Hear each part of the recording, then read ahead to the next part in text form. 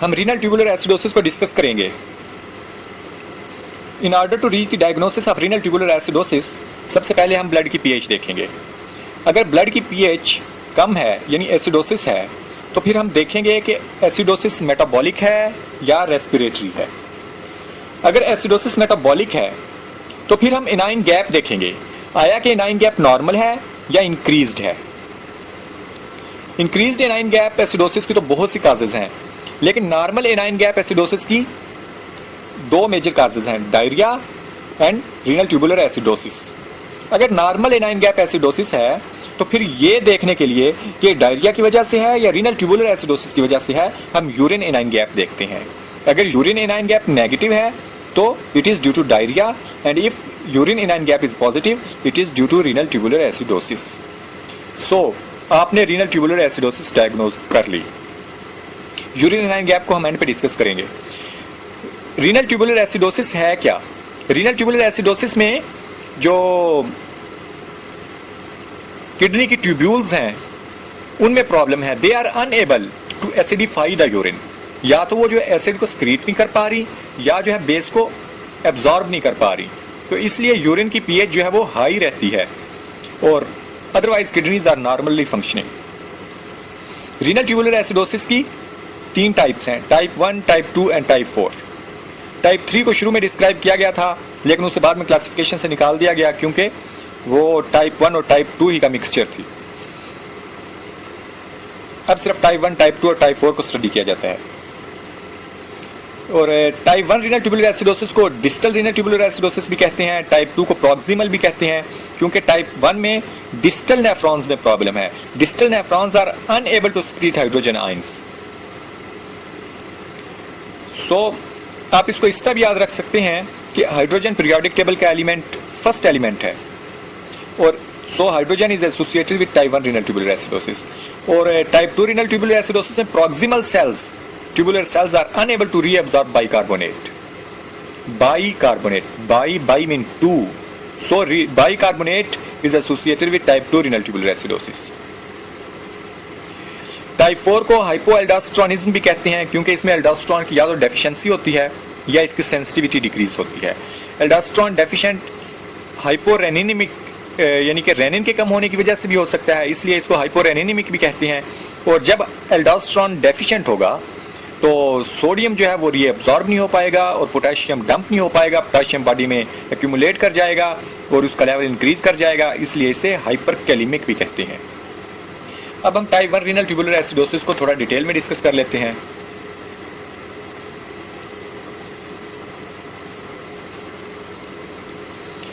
Type 1 renal tubular acidosis में problem है distal nephron में। Alpha intercalated cells of distal nephrons are unable to secrete hydrogen ions. Hydrogen ions को दो pump स्क्रीट कर रहे होते हैं, हाइड्रोजन एटीपीएस और हाइड्रोजन पोटेशियम एटीपीएस। इन दोनों सेल पंप्स का डिसफंक्शन हो सकता है या इनमें से किसी एक का डिसफंक्शन हो सकता है। अगर तो डिसफंक्शन हाइड्रोजन पोटेशियम एटीपीएस का है तो ना सिर्फ हाइड्रोजन स्क्रीट हो पाए, सिर्फ हाइड्रोजन भी स्क्रीट नहीं हो पाएगी और साथ में पोटेशियम भी रीअब्सॉर्ब नहीं हो पाएगा। यानी कि हाइड्रोजन के स्क्रीट ना होने की वजह से एसिडोसिस होगी और पोटेशियम के रीअब्सॉर्ब ना होने की वजह से हाइपोकैलीमिया हो जाएगा। इसलिए इस पंप के डिसफंक्शन से हाइपोकैलीमिक टाइप 1 रीनल ट्यूबुलर एसिडोसिस होती है। और अगर इस पंप का डिसफंक्शन है तो सिर्फ हाइड्रोजन स्क्रीट नहीं हो पाएगा, पोटेशियम तो नॉर्मली एब्सॉर्ब हो रहा है, इसलिए सिर्फ नॉर्मोकैलीमिक टाइप 1 रीनल ट्यूबुलर एसिडोसिस होगी, इसे कहते हैं। एक हाइपरकैलिमिक टाइप 1 रीनल ट्यूबुलर एसिडोसिस भी होती है, उसे हम डिस्कस नहीं करेंगे। यूजुअली हाइपोकैलिमिक ही होती है। ये प्रेजेंट कैसे करती है? देखें कि जो है हाइड्रोजन स्क्रीट नहीं हो पा रहे तो यूरिन की पीएच हाई रहेगी बिकॉज एसिड स्क्रीट नहीं हो रहा, और बॉडी के सीरम की पीएच लो हो जाएगी एसिड एक्यूमुलेशन की वजह से। तो यूरिन की पीएच 5.3 से अबव होगी क्योंकि हाइड्रोजन स्क्रीट नहीं हो रहा, और हाइपोकैलीमिया होगा अगर इस पंप का डिसफंक्शन है तो, और किडनी स्टोन्स बन जाएंगे। इसका प्रिंसिपल ये है कि calcium tend to deposit in the alkaline environment.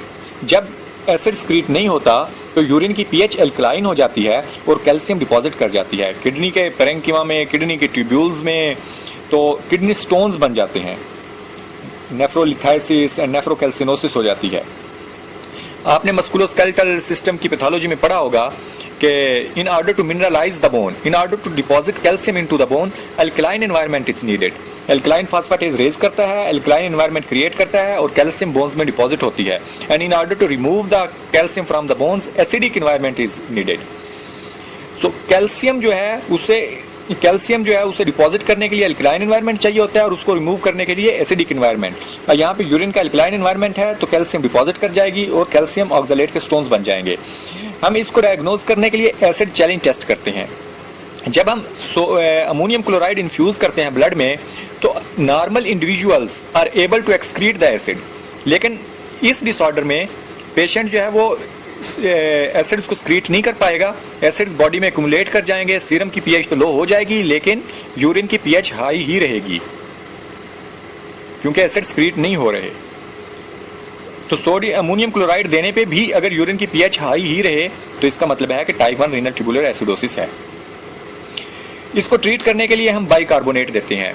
यहां प्रॉब्लम है डिस्टल नेफ्रॉन में, प्रॉक्सिमल ट्यूब्यूल्स जो हैं वो अपना काम ठीक कर रही हैं। प्रॉक्सिमल ट्यूब्यूल्स का काम है बाइकार्बोनेट रीअब्सॉर्ब करना, वो बाइकार्बोनेट को रीअब्सॉर्ब करेंगी। बाइकार्बोनेट अल्कली है तो वो एसिडोसिस को न्यूट्रलाइज कर देगा, करेक्ट कर देगा और साथ में हम पोटासियम भी देते हैं हाइपोक्लीमिया को ट्रीट करने के लिए। सो ये जरा इजीली ट्रीट हो जाती है। टाइप 2 रीनल ट्यूबुलर एसिडोसिस जो है उसमें प्रॉब्लम है प्रॉक्सिमल सेल्स में। प्रॉक्सिमल सेल्स जो हैं वो जो भी ग्लोमेरुलर फिल्ट्रेट होता है उसका 2/3 जो है रीअब्सॉर्ब कर लेते हैं और यहाँ पे 80 to 90% जो है वो बाइकार्बोनेट भी रीअब्सॉर्ब हो जाता है। लेकिन अगर ये प्रॉक्सिमल ट्यूब्यूलर सेल्स का डिसफंक्शन है तो वो बाइकार्बोनेट को रीअब्सॉर्ब नहीं कर पाएंगे। जब बाइकार्बोनेट को रीअब्सॉर्ब नहीं कर पाएंगे तो बाइकार्बोनेट का लॉस होगा। यहाँ पे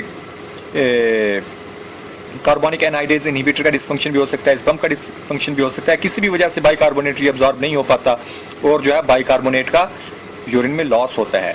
जब बाइकार्बोनेट का यूरिन में लॉस होता है, बाइकार्बोनेट एब्सॉर्ब नहीं होता, ये हाइड्रोजन भी नहीं आता, ये हाइड्रोजन नहीं आता, तो ये सोडियम भी जो है वो रीअब्सॉर्ब नहीं होता, तो सोडियम का भी साथ में लॉस होता है। सोडियम जब डिस्टल नेफ्रॉन पे पहुंचता है, सोडियम का लॉस होता है तो एल्डोस्टेरोन सीक्रेट होता है। जब एल्डोस्टेरोन सीक्रेट होगा तो वो सोडियम को रीअब्सॉर्ब करवाएगा प्रिंसिपल सेल्स में। सोडियम रीअब्सॉर्ब होगा तो पोटाशियम डंप होगा, तो पोटासियम का बॉडी में लॉस होता है, ये बॉडी से लॉस हो जाता है, तो इसलिए हाइपोक्लीमिया हो जाता है क्योंकि यहाँ पे ये सोडियम बहुत ज्यादा नीचे जा रहा है तो इसको एल्डोस्टेरोन जो रीअब्सॉर्ब कराएगा तो बहुत ज्यादा पोटाशियम का लॉस होगा, पोटाशियम के लॉस की वजह से हाइपोक्लीमिया हो जाएगा। ये प्रॉक्सिमल ट्यूबुलर सेल्स का डिसफंक्शन दो तरह का हो सकता है, या तो यहाँ पे सिर्फ और सिर्फ आइसोलेटेड बाइकार्बोनेट की वेस्टिंग हो सकती है जो कि बहुत रेयर है।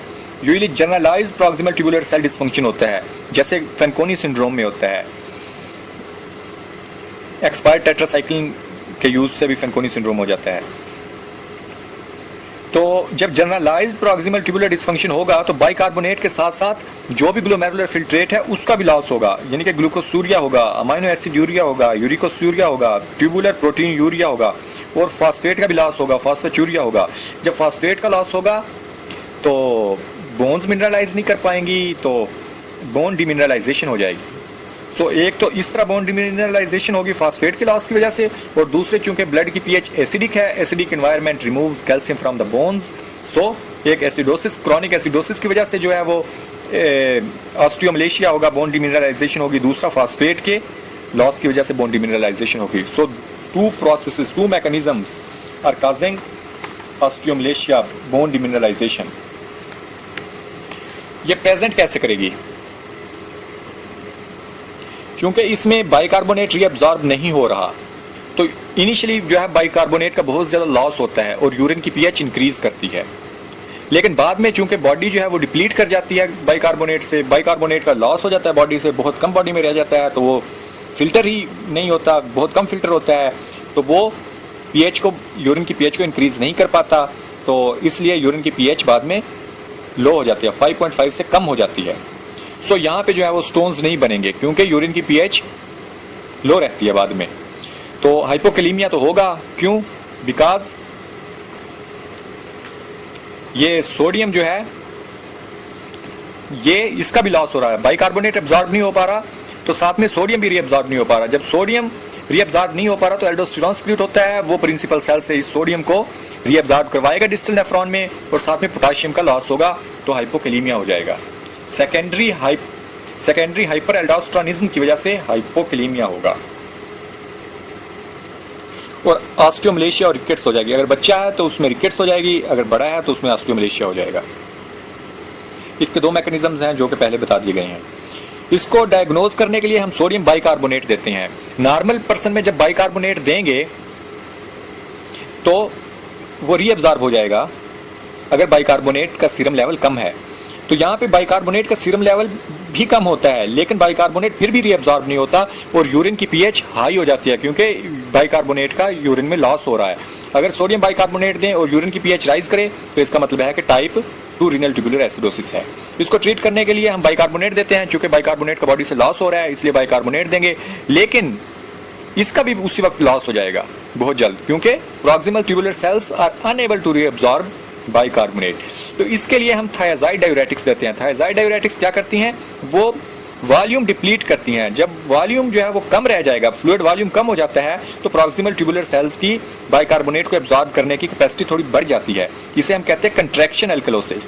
तो इस फिनोमिना को हम थोड़ा यूज करके बाइकार्बोनेट का लेवल थोड़ा इंक्रीज करते हैं और साथ में जो है वो हम पोटासियम भी देनी पड़ती है क्योंकि जब बाइकार्बोनेट हम देंगे, जितना बाइकार्बोनेट देंगे बाइकार्बोनेट का लॉस होगा, उसके साथ उतना ही सोडियम का लॉस होगा। जब सोडियम का लॉस होगा तो सेकेंडरी हाइपर एल्डोस्टेरोनिज्म की वजह से पोटासियम का मजीद लॉस होगा। तो इस लॉस को कंपनसेट करने के लिए हम पोटासियम देते हैं। टाइप 4 रीनल ट्यूबुलर एसिडोसिस में एल्डोस्टेरोन या तो डेफिशिएंट होता है या इसकी सेंसिटिविटी कम होती है। अगर तो ये डेफिशिएंट है यानी कि एड्रिनल मेडुला का प्रॉब्लम है तो या इसकी सेंसिटिविटी भी कम है तो जो भी है सोडियम जो है उसका लॉस होगा और पोटासियम और हाइड्रोजन की रिटेंशन होगी। क्यों?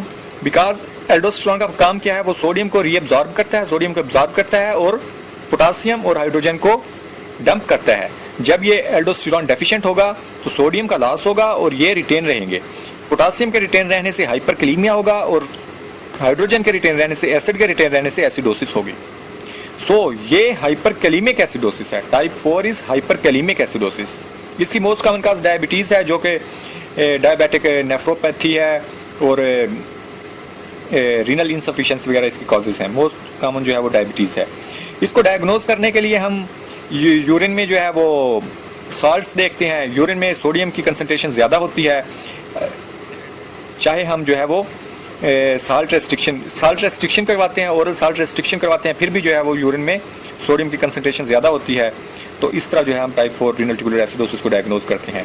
इसको ट्रीट करने के लिए हम फ्लूइडोकॉर्टिसोन देते हैं। It is just like aldosterone.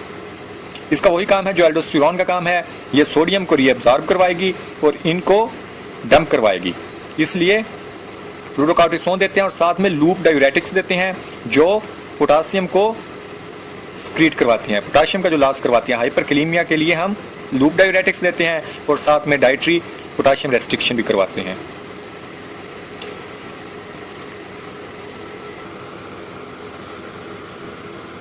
हम यहाँ पे तीनों टाइप्स का एक कंपैरिजन देख लेते हैं।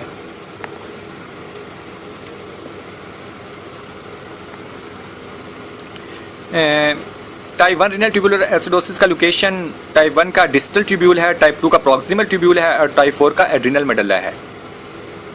यहाँ पे डिस्टल ट्यूब्यूल्स जो हैं टाइप 1 में हाइड्रोजन को स्क्रीट नहीं कर पाती, टाइप 2 में बाइकार्बोनेट को प्रॉक्सिमल सेल्स रीअब्सॉर्ब नहीं कर पाते और टाइप 4 में एड्रिनल मेडुला एल्डोस्टेरोन स्क्रीट नहीं कर पाता। टाइप 1 में एसिडीमिया या एसिडोसिस सीवियर होती है क्योंकि हाइड्रोजन आयंस यानी कि एसिड स्क्रीट नहीं हो रहे, एसिड्स एक्यूमुलेट कर रहे हैं, तो एसिडोसिस सीवियर होगी। टाइप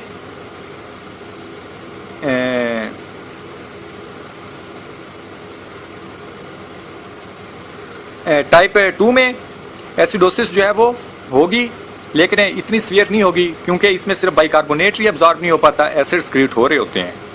तो टाइप 4 में माइल्ड एसिडोसिस होती है। टाइप 1 में यूरिन की पीएच हाई होती है क्योंकि एसिड स्क्रीट नहीं हो रहे। टाइप 2 में यूरिन की पीएच इनिशियली हाई होती है जब बाइकार्बोनेट का लॉस हो रहा होता है, लेकिन बाद में जब बाइकार्बोनेट डिप्लीट कर जाता है तो पीएच लो हो जाती है, और टाइप 4 में पीएच लो होती है। टाइप 1 में हाइपोकैलीमिया होता है, टाइप 2 में भी हाइपोकैलीमिया होता है, टाइप 4 में हाइपरकैलीमिया होता है। टाइप 1 में स्टोन्स बनते हैं बिकॉज यूरिन की पीएच हाई है। टाइप 2 में स्टोन्स नहीं बनते क्योंकि यूरिन की पीएच लो हो जाती है बाद में, और टाइप 4 में भी स्टोन्स नहीं बनते क्योंकि पीएच लो है। टाइप 1 में diagnostic test acid challenge test है, एसिड जो है वो स्क्रीट नहीं कर पाएगा, यूरिन की पीएच हाई ही रहेगी, और तो ये टाइप 1 रीनल ट्यूबुलर एसिडोसिस है। टाइप 2 में बाइकार्बोनेट का इन्फ्यूज करते हैं तो यूरिन की पीएच हाई हो जाएगी, और टाइप 4 में यूरिनरी सॉल्ट लॉसेस देखते हैं, यूरिनरी सॉल्ट लॉस ज़्यादा होगा। टाइप 1 में बाइकार्बोनेट देते हैं क्योंकि प्रॉक्सिमल ट्यूबुलर सेल्स अपना फंक्शन नॉर्मली कर रहे होते हैं, बाइकार्बोनेट एब्जॉर्ब होता है और एसिडोसिस को करेक्ट कर देता है। टाइप 2 में थायजाइड्स देते हैं कंट्रैक्शन एल्कलोसिस के लिए, और टाइप 4 में फ्लूड्रोकॉर्टिसोन देते हैं क्योंकि एल्डोस्टेरोन की डेफिशिएंसी होती है। अब हम थोड़ा यूरिन एनाइन गैप देख लेते हैं। यूरिन एनाइन गैप में हम sodium minus chloride, urine anion gap is equal to sodium minus chloride. असल में जो किडनी के ट्यूब्यूल्स जो हैं वो एसिड स्क्रीट करती हैं, जो हाइड्रोजन आयन स्क्रीट करती हैं, वो अमोनिया के साथ मिलके अमोनियम बनाता है और अमोनियम क्लोराइड के साथ मिलके अमोनियम क्लोराइड बनाता है। यानी जो एसिड स्क्रीट होता है, जो हाइड्रोजन है ये स्क्रीट होती है, ये मिलती है अमोनिया के साथ तो बनाती है अमोनियम, और अमोनियम क्लोराइड के साथ मिलके अमोनियम क्लोराइड बनाती है। यानी कि एसिड जो है वो बफर्ड होता है अमोनियम क्लोराइड की फॉर्म में। यानी कि जितना ज्यादा एसिड स्क्रीट हुआ होगा उतना ज्यादा अमोनियम क्लोराइड होगा। अगर अमोनियम क्लोराइड कम है इसका मतलब है कम एसिड स्क्रीट हुआ है, अगर अमोनियम क्लोराइड ज्यादा है इसका मतलब है कि ज्यादा एसिड स्क्रीट हुआ है। सो क्लोराइड जो है वो एक इंडिकेशन है एसिड की स्क्रीशन की। अगर तो क्लोराइड ज्यादा है इसका मतलब है कि एसिड ज्यादा स्क्रीट हुआ है, अगर क्लोराइड कम है तो इसका मतलब एसिड कम स्क्रीट हुआ है। अगर एसिड ज्यादा स्क्रीट हुआ है तो ये नंबर नेगेटिव आएगा, क्लोराइड ज्यादा होगा तो नंबर नेगेटिव आएगा, और अगर एसिड कम स्क्रीट हुआ है तो क्लोराइड कम होगा और ये नंबर पॉजिटिव आएगा क्योंकि क्लोराइड कम है। अब देखें डायरिया में क्या होता है। डायरिया में यूरिनरी जो है वो, डायरिया में जीआईटी से बाइकार्बोनेट का लॉस होता है, एसिडोसिस होती है, और इस एसिडोसिस को कंपनसेट करने के लिए किडनीज जो है वो हाइड्रोजन को स्क्रीट करते हैं, एसिड्स को स्क्रीट करते हैं। पीएच को इंक्रीज करने के लिए किडनीज जो है वो एसिड्स को स्क्रीट करते हैं, और एसिड स्क्रीट होंगे तो अमोनियम क्लोराइड बढ़ेगा, क्लोराइड का लेवल ज्यादा होगा, क्लोराइड का लेवल ज्यादा होगा तो ये नंबर नेगेटिव आएगा। तो डायरिया में नेगेटिव यूरिनरी एनाइन गैप होता है, यूरिन एनाइन गैप। और रीनल ट्यूबुलर एसिडोसिस में चूंकि किडनीज जो है वो are unable to secrete the hydrogen ion और एसिड्स, तो जब एसिड स्क्रीट नहीं होगा अमोनियम क्लोराइड कम होगा, अमोनियम क्लोराइड कम होगा तो ये क्लोराइड कम होगा, क्लोराइड कम होगा तो ये नंबर ज्यादा आए, तो ये पॉजिटिव आएगा नंबर। जब पॉजिटिव आएगा तो रीनल ट्यूबुलर एसिडोसिस में देखें पॉजिटिव यूरिन एनाइन गैप है। सो यही यूरिन एनाइन गैप चेक करते हैं हम to differentiate between diarrhoea and type 1 renal tubular acidosis. Okay, thank you.